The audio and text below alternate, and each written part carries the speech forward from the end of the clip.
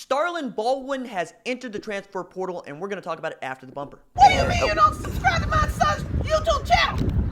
Mama, no! Just snap the damn ball, RJ. What's up, kinfolk? It's RJ Young. I am not on a step mill. Consider hitting the like and subscribe button because I upload a video every single day. It's always OU related, college football related, sports related. We have a good time. And today, going to talk about Starrland Baldwin, who has entered the transfer portal. And that's not a surprise, quite honestly. The surprise is it took this long for him to enter the portal. And maybe there was this kind of standing policy that they're just not going to enter guys into the portal at Oklahoma before they get to week 5 or playing in 4 games, whatever it might be.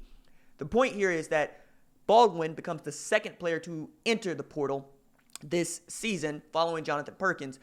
But I kind of thought that Baldwin was already in it, and maybe there was some go-between there because he wasn't listed on the roster, and that was confirmed way back in August by Insider and other places.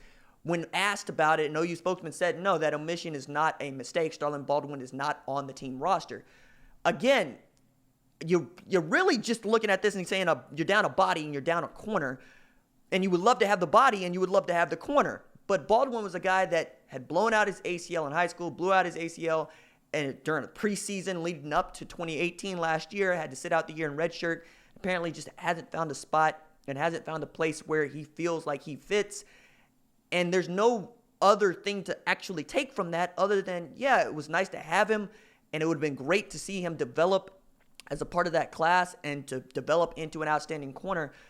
But this is going to happen. It's going to continue to happen. It's becoming part and parcel to college football. And I hope that Baldwin ends up at a place where he can play and where he's really, really good, because that can also be true, right? Tito Wyndham went to Memphis, and he looked really good out there. We can think of other guys for which this has worked out for when it wasn't working at Oklahoma. They decided to transfer, and it's working out. Will Sunderland at Troy. That's a different situation, but he's coming out. He's doing what he's supposed to do now, and he's playing outstanding football. He's actually one of the better safeties in the country, according to advanced metrics. So while this is not necessarily what you want to hear, again, it's not the worst that it could be. It is not Jaden Davis or Jeremiah Cradell or any bodies that you have seen playing meaningful snaps and meaningful football at Oklahoma choosing that they no longer want to be at Oklahoma. And we know that because they're playing, right? And that's always going to be the determining factor in whether or not you keep a player or don't keep a player. And if he's not playing and you don't want to play him, it's best for everybody involved that you part ways, because he's not necessarily getting better, or his attitude is not going to be the best, because there aren't a whole lot of guys that just want to Rudy their way through life, especially at places like Oklahoma, where you are recruited because you can play football. And the best thing about football is playing football. As a matter of fact, I kind of understand this at a molecular level because I want to play, right? I've used this analogy before. I love my channel because I get to make stuff. I love the process of working through an argument, of working through a story and delivering that argument to you, or that story to you, in all these various formats. And you can see that I've been experimenting with some different ways of storytelling and some different ways of building segments over the course of this channel. And I want to continue to evolve and make this into a much more outstanding studio-like product that you could look at whatever network it is you want to watch and then look at this channel and be like, hey, we got RJ doing this for us. And I appreciate that, right? But one of the reasons that I'm able to do that is because I get a lot of reps and I get a lot of feedback from you, the viewer, about what's working and what's not working. And the conversation in the comments is becoming much more, let's call it, intellectual. And there's still people in there that just say stupid stuff. But that's always going to be true, right? That's part of life, and that's certainly a huge part of the internet. But I'm better because I'm getting reps, right? And I think that's what we can look at when we're talking about kiddos that are entering the portal. Are they getting reps? Are they getting snaps?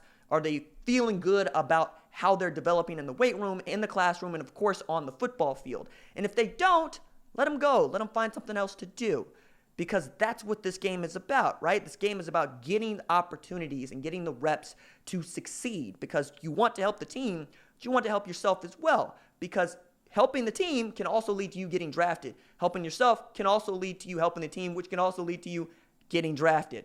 All these things need to work in concert, and when they're not, let it go. And this also brings us back around to Lincoln Riley and the Trade and Bridges thing, for which Riley has said hey, you guys have kind of blown that a little too far out of proportion. It's a much bigger deal outside of the walls than it is inside the walls. And Bridges has not made a permanent move. And it's basically, to his understanding, we're not looking at it. If the dude can play, we'll help. And we'll try to get him where he can play. But right now, it feels like they want him to stay at wide receiver. And they're open to him playing defensive back. But nothing has come of it. And until something comes of it, I think Riley wants us to stop talking about it. I'm like, nah, you opened it up when you said you got a lot of different guys that could play, all three phases. So it ain't gonna go away, especially since you got guys that throw you daily writing about him and using Andre Woolfolk quotes to give him advice about what he should do and how he should do it. We'll see how this all plays out. It's fun to talk about, and it's certainly really, really, really just juicy because you haven't been very good at safety and you've been pretty decent at corner. But with Baldwin going in and Perkins going in, two defensive players, no offensive players to date going in, this is only going to get to be a bigger story. That said, if Bridges wants to play at defensive back, it's certainly feasible, right? But whether or not they are going to let him is something else entirely. And we don't have any real evidence to show that moving from one side of the football to the other side of the football under Lincoln Riley, in the Lincoln Riley era, has actually worked. I mean, Ricky DeBerry, not so much. Michael Thompson, it remains to be seen. We can keep playing this game, but until we get a guy where it actually works out under Riley, let's just hold tight, right? All right, that's it for me. Deuces.